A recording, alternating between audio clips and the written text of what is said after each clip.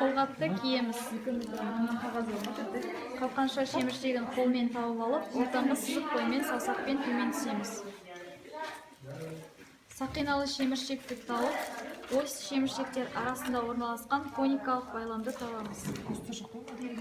Мойынды йодпен немесе спиртпен өңдейміз.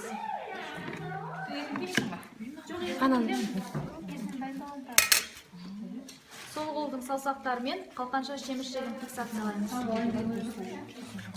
Трахеяның артқы қабырғасының перфорациясының алдын алу үшін скальпелді 2 см деңгейде ұстаймыз.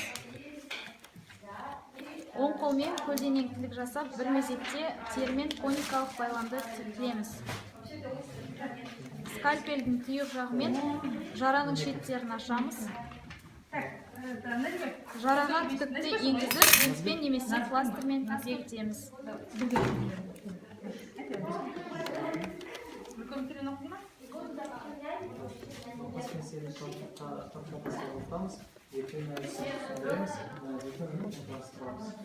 Процедура аяқталды.